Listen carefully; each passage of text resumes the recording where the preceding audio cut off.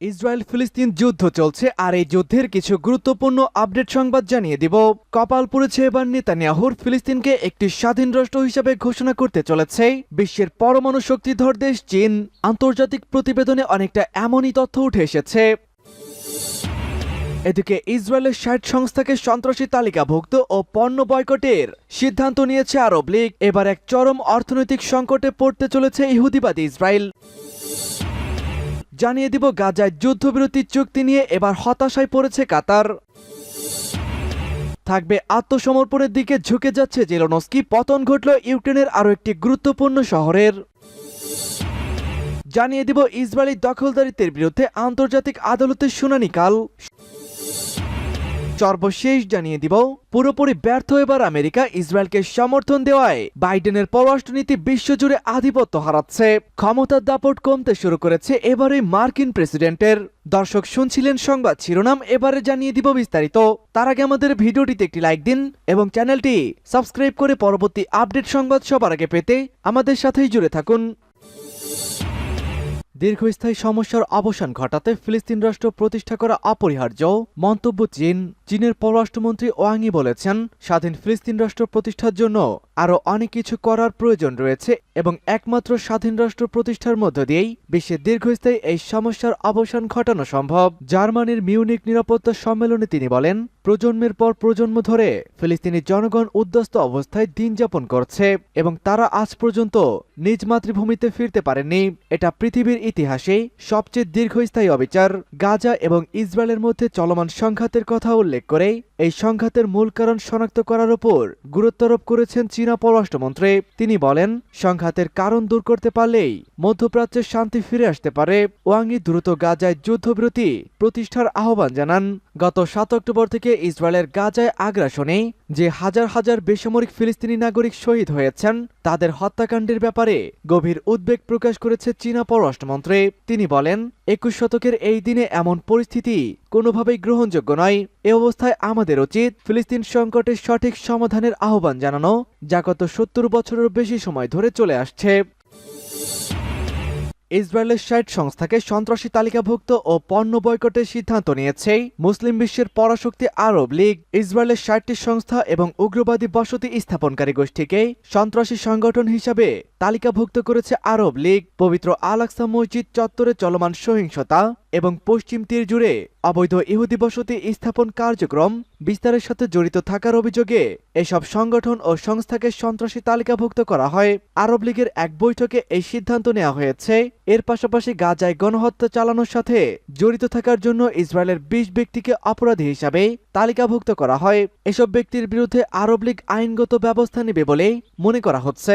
ইসরায়েলের ৯৭টি কোম্পানির পণ্য বয়কটের সিদ্ধান্ত নিয়েছে আরব লীগ। এসব কোম্পানির বিরুদ্ধে আন্তর্জাতিক মানবাধিকার সংস্থার কাছে মানবাধিকার লঙ্ঘন সংক্রান্ত নানামুখী তথ্য রয়েছে। ধারণা করা হচ্ছে আরব লীগ দ্রুত এসব কোম্পানির বিরুদ্ধে ব্যবস্থা নিতে সক্ষম।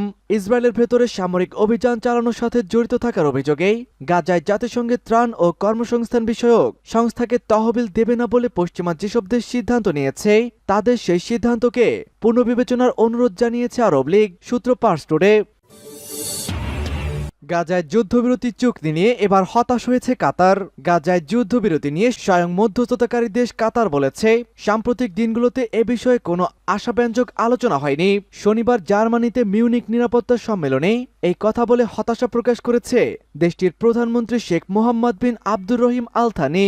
খবর রয়টার্সের। কাতারের প্রধানমন্ত্রী আরও বলেছেন, যুদ্ধবিরতি নিয়ে সর্বশেষ তিনি কোনো তথ্য জানেন না, কিন্তু আগের চুক্তিগুলো হওয়ার সময় সঙ্গে থাকার কারণে দুটো বিষয় তার কাছে গুরুত্বপূর্ণ বলে মনে হয়েছে। গাজায় মানবিক পরিস্থিতি এবং বন্দি বিনিময়।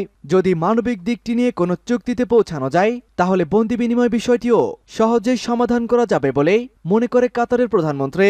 গাজায় যুদ্ধবিরতি নিয়ে কাতার, মিশর, ইসরায়েল ও যুক্তরাষ্ট্রের কর্মকর্তারা আলোচনা চালিয়ে যাচ্ছেন, যদিও এখন পর্যন্ত যুদ্ধবন্ধে কোনো চুক্তি হয়নি। অবশেষে হেরেই যাচ্ছে জিলেনস্কি, পতন ঘটল ইউক্রেনের আরও একটি শহরের। ইউক্রেনের আরও একটি শহর দখল করে নিয়েছে রাশিয়া। আভদিভকা নামের এই শহরটি থেকেই ইউক্রেনীয় সেনারা পুরোপুরি পশ্চাৎপ্রসারণ করেছে। রাশিয়ার প্রেসিডেন্ট ভ্লাদিমির পুতিন আভদিভকা শহর দখলে আসাকে গুরুত্বপূর্ণ বিজয় বলে আখ্যা দিয়েছেন। বার্তা সংস্থা রয়টার্সের প্রতিবেদনে বলা হয়েছে, টানা 4 মাসেরও বেশি সময় ধরে শহরটির দখল নিতে ইউক্রেনীয় বাহিনীর সঙ্গে লড়াই করেছে রুশ বাহিনী।